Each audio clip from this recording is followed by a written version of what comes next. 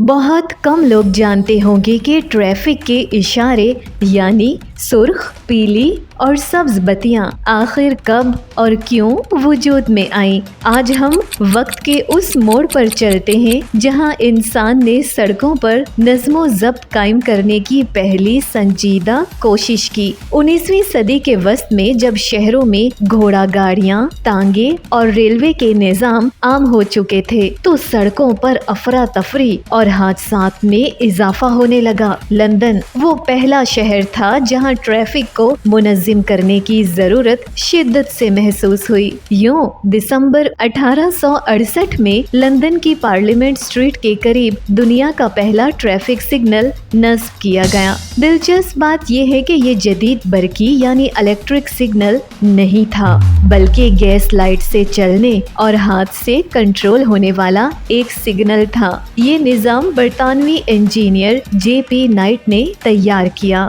जो दरअसल railway signals के माहिर थे। ये इब्तिदाई सिग्नल दो रंगों पर मुश्तमिल था, सुर्ख और सब्ज। सुर्ख का मतलब था रुक जाएं और सब्ज का मतलब आगे बढ़ें। लेकिन चंद हफ्तों बाद गैस लीक होने के बायस एक धमाका हुआ जिसमें एक पुलिस अफसर जख्मी हो गया और ये निज़ाम आर्जी तौर पर खत्म कर दिया गया। कई दहाइयों बाद 1914 में अमेरिका के शहर क्लीवलैंड में पहला बरकी ट्रैफिक सिग्नल नस्ब किया गया, जो बिजली से चलता था और स्विच के जरिए कंट्रोल किया जाता था। इसी दौर में सुर्ख, पीले और सब्ज रंगों की मौजूदा तरतीब तय हुई। सुर्ख खतरे और रुकने की अलामत, पीला एहतियात और तैयारी का इशारा और सब्ज महफूज गुजरने की निशानी बन गया। ये रंग दरअसल रेलवे सिग्नल से ही माखूज थे।